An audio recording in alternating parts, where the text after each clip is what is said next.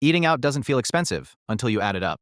And that's kind of the whole problem, isn't it? It never feels like you're spending that much. It's just dinner. It's just a coffee. It's just one order on a Tuesday night because you were tired and the last thing you wanted to do was stand over a stove after a 9-hour day. It's always just one thing, one small, totally reasonable decision that makes complete sense in the moment. But here's what I want you to think about before we go any further. When was the last time you actually sat down and added up what you spend on food? Not grocery shopping, not the big stuff, just the eating out, the deliveries, the coffee runs, the quick lunch that somehow costs $18. The late night order you half remember placing because you were exhausted. When was the last time you really looked at that number? Because most people haven't. And the ones who have, they usually react one of two ways. Either they're shocked or they already knew, felt guilty, and clicked away before anyone could say anything. I'm hoping you stay. Because this isn't going to be a video where I tell you you're doing everything wrong and you need to start meal prepping every Sunday like some kind of productivity monk. That's not the point. The point is understanding. Understanding what's actually happening when you open that delivery app. Understanding why it feels impossible to stop even when you know it's adding up.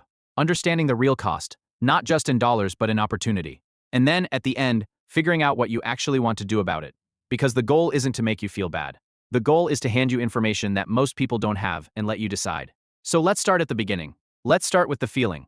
You know the feeling. It's around 7 p.m., maybe 7:30. You just got home. You dropped your bag by the door, maybe kicked off your shoes, and you're standing in the kitchen staring into the fridge like it owes you something. There's pasta in the cabinet. There are vegetables in the crisper drawer. Well, there were, maybe. There's probably eggs. You technically have food. You could cook. It would take maybe 30 minutes, maybe 45 if you're making something real. But you're not going to cook, are you? Because you're tired. Not just physically tired, though that's real too, but mentally done. You've been making decisions all day. Small ones, big ones, ones that felt small but were actually big. You've been problem solving and navigating and responding and showing up. And by the time 7 p.m. hits, the idea of choosing a recipe, gathering ingredients, cooking them, plating them, and then cleaning up afterward feels genuinely impossible. Not lazy, not weak. Genuinely, cognitively exhausting. So you pick up your phone. And within about 45 seconds, you've opened a delivery app and you're already scrolling. It's almost automatic at this point. You're not even fully conscious of making a choice. It just happens. Your thumb knows where to go. The app opens fast. It shows you your favorites right at the top, which is convenient, which is also extremely intentional on the part of the people who built it. You find something. You tap a few things. You click checkout. And somewhere between 12 and 35 minutes later, someone arrives at your door with dinner, and it feels fine. It feels earned, even. You worked hard today. This is just fuel. It's one meal. It's not a big deal. And that's exactly the trap. Because it never feels like a big deal. That's the nature of it. Any individual purchase, any single order, is completely defensible. Of course you can justify $12 for lunch. Of course you can justify $20 for dinner after a hard week. Of course you can justify the $7 coffee because you didn't sleep well and you needed it. Every single transaction on its own makes sense. The problem isn't the individual choice. The problem is that it's not an individual choice. It's a pattern. And patterns compound in ways that individual moments never do. So let's look at the numbers. Because this is where it starts to get uncomfortable. Let's take a pretty average situation. Not extreme, not someone who orders every single meal every day, just a pretty normal person in their 20s or 30s who eats out or orders delivery a few times a week. Say you order delivery twice a week. Maybe Tuesday night and Friday night. 2 orders, that feels reasonable. 2 nights out of 7. You're cooking the other 5. This is practically responsible behavior, right? But let's actually price this out. Let's say your average delivery order, including the delivery fee, the service fee, the tip, and the actual food, comes out to about $22. That's not high. That's actually pretty conservative. For most cities in 2024, a lot of people are closer to 30 or even 40 once you add everything up, especially if you're ordering from a restaurant that has minimum order requirements. But let's say $22 twice a week. That's $44 a week, just on delivery. Now add the eating out at actual restaurants. Let's say you go out once a week, maybe for lunch or dinner with a friend, a date, a colleague. You spend, let's be conservative again, around $25 per person. That's another $25 a week. So we're at $69 a week. From just 3 eating out events. Now let's add coffee. You're a person who gets coffee. Maybe not every day. Maybe 5 days a week, Monday through Friday. A latte or a flat white or whatever you get. Let's say it's $5.50. That's $27.50 a week in coffee. We're now at $96.50 a week. In coffee. We're now at $96.50 a week. In coffee. We're now at $96.50 a week. In coffee. We're now at $96.50 a week. In coffee. We're now at $96.50 a week. In coffee. We're now at $96.50 a week. In coffee. Let's say that adds up to another $10 a week, conservatively. We're at $106.50 per week. Multiply that by 4. We're talking about a month now. That's $426 a month. Let that sink in for a second. $426 a month on eating out, delivery, coffee, and snacks, for someone who was being pretty moderate. For someone who was only ordering a couple times a week. Now take it further. Multiply 426 by 12. That's $5,112 a year. $5,000 on food that you mostly ate alone, in your apartment, on your couch, in front of your phone or laptop, food that you probably don't even fully remember eating because you were distracted. $5,000 that passed through your fingers in chunks so small, so routine, so invisible that you barely felt it leave. And that's a conservative estimate. That's the low end.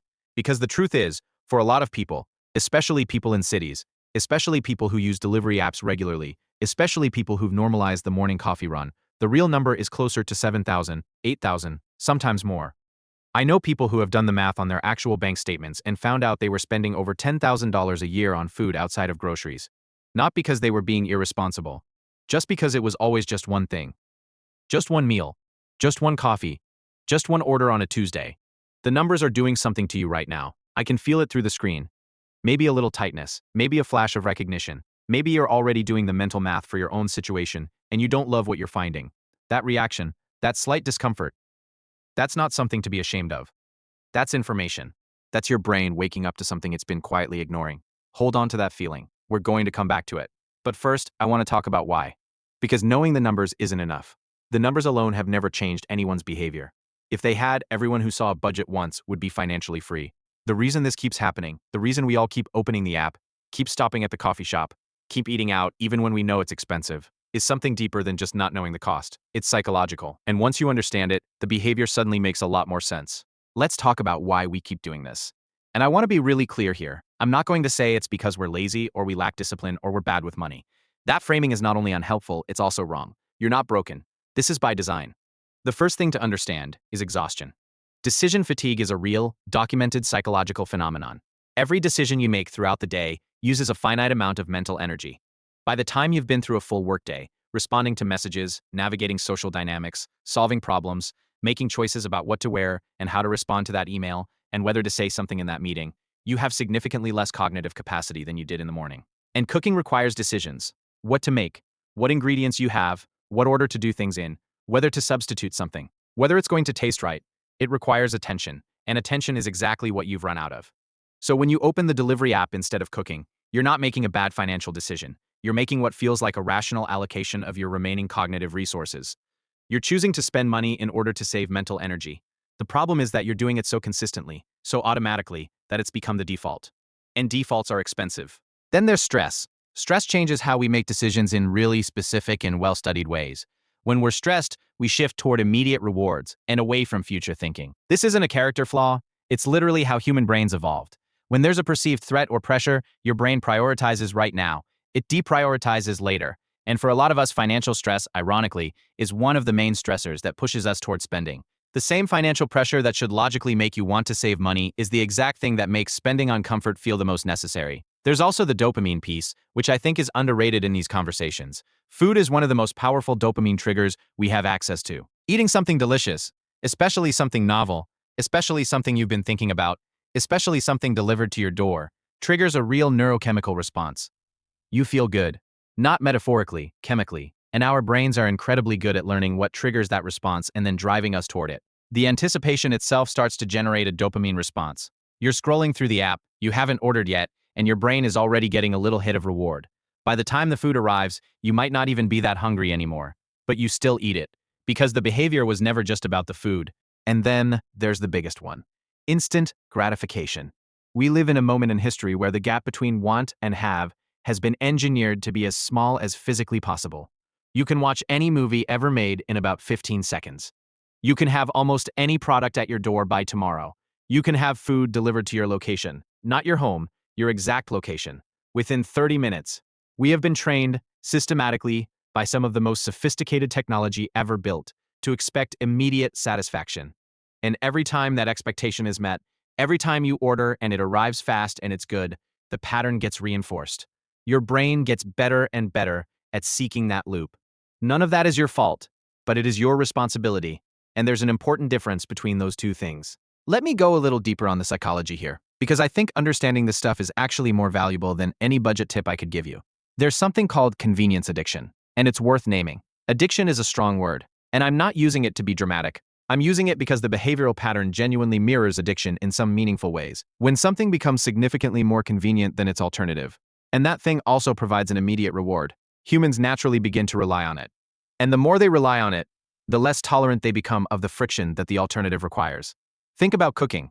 If you cook regularly, cooking doesn't feel like that big of a deal. You know your way around a kitchen. You have systems. You don't have to think too hard about it. But if you haven't cooked in 3 weeks because you've been ordering delivery, the idea of cooking feels enormous. The kitchen feels foreign. The effort seems disproportionate. The delivery app feels like the only reasonable option. That's not because cooking got harder. It's because your tolerance for friction went down. You eliminated the friction so consistently that your baseline expectation shifted. And once your baseline shifts, the friction doesn't just feel inconvenient. It feels like a burden, like something that shouldn't be required of you. This is the trap of modern convenience, and it's not unique to food. It's streaming services making it weird to watch anything that's not immediately available. It's rideshares making it feel almost inconvenient to walk somewhere. It's one-click shopping making it feel strange to wait a week for something. The more you use convenience, the more you need it. And the more you need it, the more you pay for it. There's also something called invisible digital spending, which is particularly relevant here. Research consistently shows that paying with cash registers differently in our brains than paying digitally. Cash is tangible. You feel it leaving your hands. You see your wallet get thinner. There's a physical, visceral experience of spending. Digital spending, a tap on a screen, a stored card, a Face ID confirmation, has almost none of that. It's frictionless by design, and frictionless spending is spending that doesn't feel like spending. You're not handing anyone anything. You're just tapping. You're just confirming. You're just clicking place order. Delivery apps, specifically, have mastered this. They store your payment info so you never have to enter it. They streamline checkout to 3 taps or fewer. They send you push notifications when you haven't ordered in a few days. They show you your previous orders at the top because they know you'll just reorder something familiar rather than spending time choosing. Every single design decision in those apps is oriented toward making it easier for you to spend money. They have entire teams of behavioral scientists and UX designers whose full-time job is to reduce friction in the spending experience. You alone, with your rational mind and your financial goals, are going up against that every day. And then there's emotional spending. This one is quiet, but it's everywhere. You had a bad day. You order the good stuff, the comfort food, the thing that you associate with feeling better. You're celebrating something.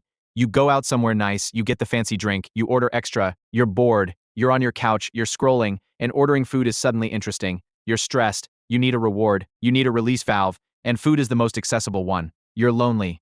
Eating alone from a nice restaurant somehow feels less lonely than eating alone from something you made yourself. Food carries enormous emotional weight. It always has. Every culture in human history has used food for comfort, for celebration, for connection. That's not pathological, that's deeply human. The issue is when it becomes the automatic response to every emotional state. When happiness means food. When sadness means food. When boredom means food. When you can no longer tell if you're hungry or just feeling something and reaching for the most convenient dopamine source available. Once you see that pattern, you can't unsee it. And that's actually the beginning of something useful. Let me give you some real examples. People I know, or people who are composites of a lot of different people I know, because I suspect you'll recognize them. There's the late night order situation, you know it. Maybe you've lived it, it's 11 p.m. You weren't even planning to eat. You're tired, you've been watching something, and suddenly your stomach mentions that it exists. Or maybe it's not even your stomach. Maybe you're just a little bored, a little restless, and the idea of something good arriving at your door sounds like exactly the right kind of comfort. So you open the app, and here's the specific thing about late night delivery.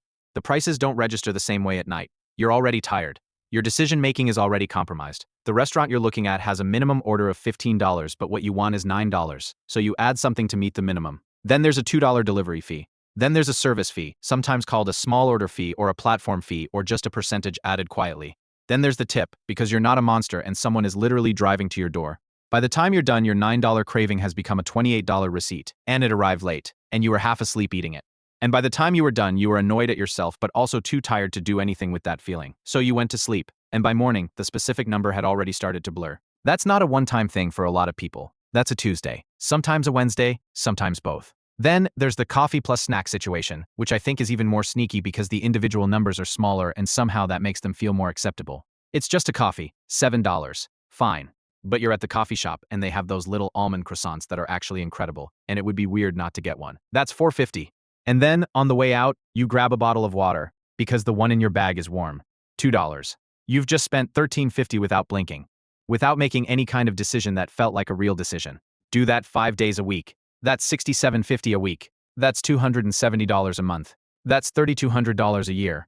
On coffee and snacks. on things you could have had at home for a fraction of the price, on things that, individually, felt like nothing. And then there's the I deserve this situation. This one is my favorite to talk about because it's the one people relate to the most and also the one that hides the most. You've been really good this week. You've been disciplined, you've been working hard. You've been stressed, you've been doing the right things, and you've earned a treat. So you go out. You get the thing you want. Maybe you splurge a little, and that's fine. That's healthy. The problem is when I deserve this becomes the daily justification. When every hard day earns a reward. When the reward is always food, always convenience, always spending. When I deserve this stops being a celebratory statement and becomes the default mental script that plays every time you consider cooking instead of ordering. Why?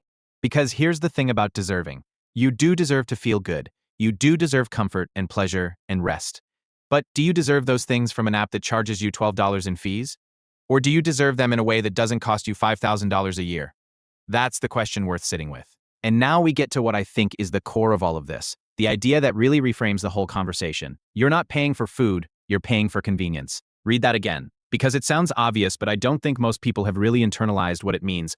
When you order delivery, you are buying the right to not have to do something. You are buying the removal of friction. You are buying time, or the feeling of time, or the relief of not having to make a decision, or the comfort of having something arrive without you having to move. The food is almost secondary. What you're actually purchasing, what the delivery fee, the service fee, the premium price over what it would cost to make it yourself, what all of that actually represents, is convenience, is ease, is the elimination of effort, and there's nothing wrong with buying convenience. That's legitimate. We all do it in different areas of our lives, and some of them make complete sense. But when you're buying convenience as a habit, when it's not a conscious choice but an automatic reflex, you're paying a premium you didn't consciously agree to, over and over and over, for something that you might not even need. Let me show you what that looks like in actual numbers. A delivery order from a burger restaurant might cost you $28 once you factor everything in. A similar meal made at home, same rough nutritional profile, similar level of satisfaction, might cost you $4 to $6 in ingredients. You're paying between 4 and 6 times more for the convenience version. The food itself isn't 4 times better. The experience isn't 4 times more enjoyable. You're paying the markup purely for the act of someone else doing it. Now scale that. If you made that meal at home instead of ordering it, you'd save roughly $22 to $24. Do that twice a week instead of ordering twice a week and you're saving about $45 a week. That's $180 a month. That's $2,160 a year. What could you do with $2,160? If you invested it at a pretty average annual return of 8%, that's over $32,000 in 10 years. From just swapping 2 delivery orders a week for home-cooked meals. One thing. One change. A decade of compounding. And that's just the delivery. That's not the coffee. That's not the restaurants. That's not the snacks. But here's the thing about opportunity cost that people never fully sit with. It's not just about the money you save, it's about what that money could become. Every dollar you spend on convenience is a dollar that isn't working for you. It's a dollar that isn't growing. It's a dollar that had potential, real, compounding, time-amplified potential. And that potential is now sitting in someone else's pocket. That's not meant to make you feel bad. It's meant to make the cost feel real. Because right now, for most people, the cost doesn't feel real. It's invisible. It's dispersed across 100 small moments that don't register. And when costs aren't felt, they can't be changed. So what do you actually do about it? Because I promised this wasn't going to be a lecture, and I meant it. I'm not going to tell you to stop eating out. I'm not going to tell you to meal prep every Sunday for 8 hours and live on chicken and rice. I'm going to give you a set of ideas that are actually practical.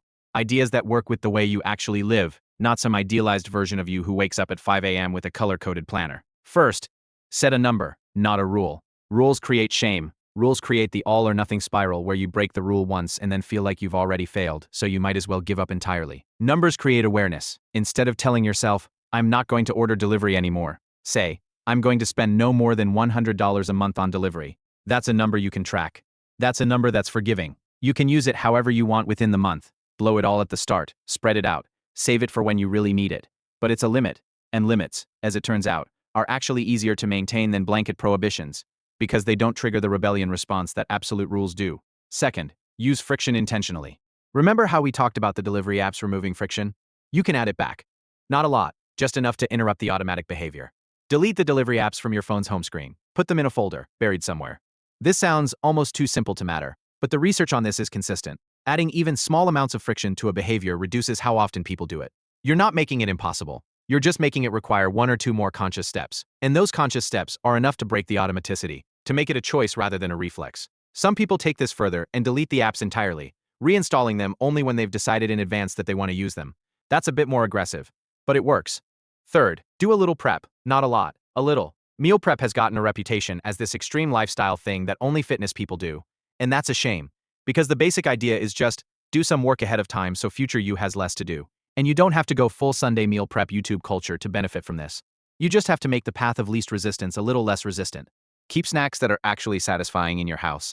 The reason you grab snacks on the go is often because there's nothing convenient at home. If you have things that are easy to grab, good enough to satisfy you, and available without effort, you'll reach for those instead. Same with breakfast. If making breakfast in the morning requires cooking, you'll skip it and buy something. If breakfast is something you can have in 3 minutes without thinking, you'll have it at home.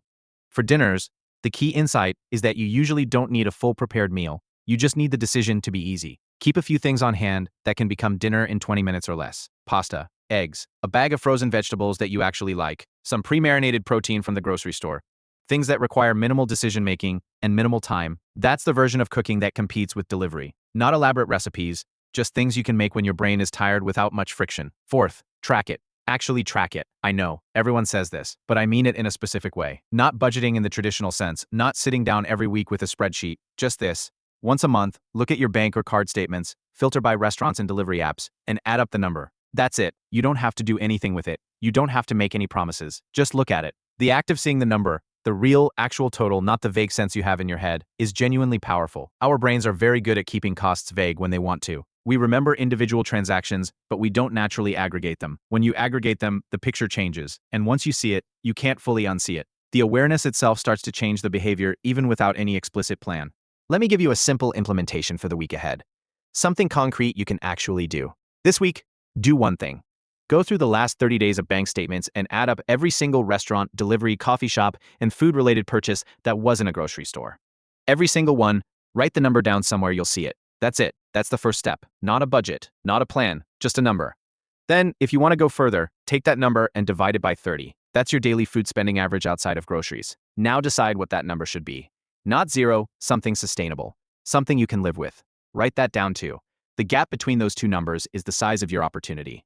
Next, identify your top spending pattern. Is it the late night delivery, the morning coffee, the midweek lunch because the office kitchen is too depressing? Find your biggest single habit and ask yourself, what would it take to replace this with something that costs less and doesn't feel like suffering? Not every time, maybe half the time. If it's the coffee, could you make something at home that's good enough to enjoy? A French press costs $20 and lasts forever. A bag of decent whole bean coffee is $15 and lasts 2 weeks. That's $7.50 a week for something you're currently spending $30 on. The question isn't whether you can afford the coffee shop. It's whether the experience is twice as good as the home version. Is it? Maybe sometimes. But every single day, if it's the delivery, which nights are you actually too exhausted to cook and which nights are you ordering because it's habit? Be honest with yourself. Because there's a version of this where you commit to cooking 4 nights a week and let yourself order the other 3. And in doing that, in making it a conscious choice rather than an automatic reflex, you'll probably find that the nights you order feel more like a genuine treat and less like a necessity. If it's the eating out at restaurants, think about what you're actually buying when you do it. Sometimes it's connection, it's social time, it's an experience. Those are valuable, those are worth paying for. But some of it is probably just easiness, defaulting to a restaurant because making a plan felt like too much effort. That version, the autopilot eating out, is the version worth examining. And here's the mindset piece. The thing I really want you to take from this isn't about suffering. It's not about deprivation. It's not about the idea that spending money on food is bad or that enjoying yourself is irresponsible. None of that.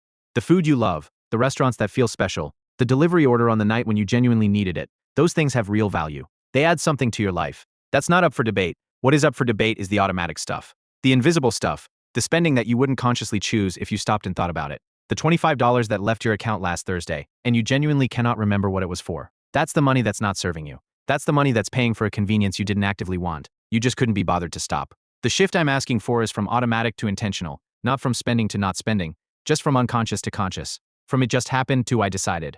Because here's what happens when you make that shift. You start to notice which spending actually makes you feel good and which spending just happens. The coffee with your friend on Saturday morning, you'd choose that every time. It's worth it. The solo grab-and-go coffee that you drank in the car on the way to work while answering a text. Was that worth $7? Would you have paid $7 for it if you'd stopped and thought about it for 2 seconds? Maybe, but maybe not. When you're intentional, the spending that's worth it stays. The spending that wasn't serving you disappears. And what's left is a relationship with food and money that doesn't feel like restriction. It feels like alignment. Like you're spending in a way that actually matches what you value. That's the goal.